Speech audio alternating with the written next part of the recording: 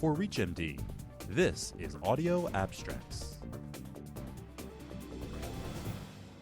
I'm Dr. Kelly Sandberg, pediatric gastroenterologist and Chief Medical Quality Improvement Officer at Dayton Children's Hospital, and a member of Crohn's and Colitis Foundation's Rising Educators, Academics, and Clinicians Helping IBD Group, or REACH IBD.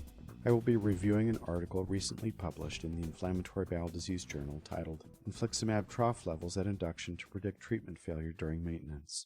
Anti-TNF alpha therapy is a frequently used treatment in pediatric and adult inflammatory bowel disease. Unfortunately, some patients lose response to infliximab over time, referred to as loss of response, or LOR. To combat LOR, the TAXIT and Taylor 9 trials were designed to test proactive approaches of therapeutic concentration monitoring. Although these studies did not achieve their respective primary endpoints defined as steroid-free clinical remission, these strategies were nonetheless associated with lower drug costs. These and other trials were designed to optimize infliximab treatments in patients who were receiving maintenance therapy. Very few data are available on infliximab levels during induction therapy and their impact on long-term response. The authors of this study performed a longitudinal cohort study of IBD patients at a single European center, examining outcomes of 269 patients treated with infliximab. 3 outcomes were characterized and analyzed. The LOR switched group included 28 patients requiring switch to another treatment because of loss of response. The LOR optimized group included 60 patients who experienced loss of response but responded to infliximab optimization. The long-term responders group included 64 patients who were treated with infliximab without requiring optimization. A 4th group, the stop group, was also analyzed, composed of 58 patients who stopped treatment because of deep remission, defined by no symptoms, normal CRP, and partial or complete mucosal healing at endoscopy. Samples were collected prospectively from 2007 to 2015 with a retrospective analysis of clinical data. During follow-up, patients were defined according to treatment outcome. Results of this study show that at week 6, median infliximab levels were lower in LOR switched group as compared to patients in the long-term responders group and LOR optimized group.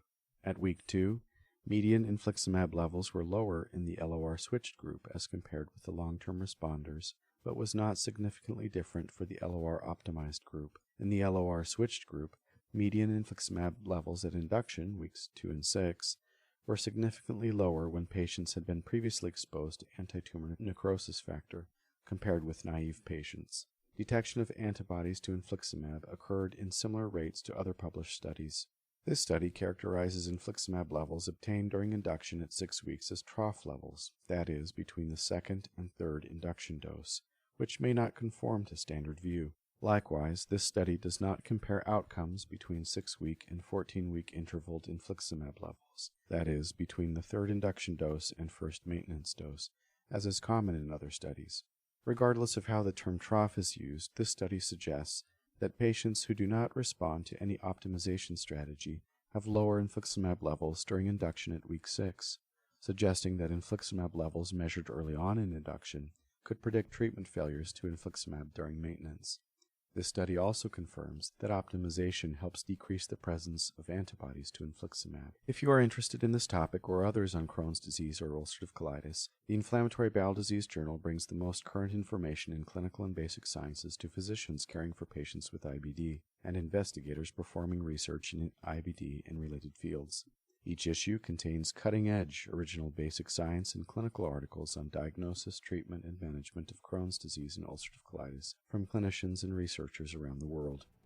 The IBD Journal is the official journal of the Crohn's and Colitis Foundation. For more information on the foundation, please visit www.crohnscolitisfoundation.org. This has been a presentation of Audio Abstracts.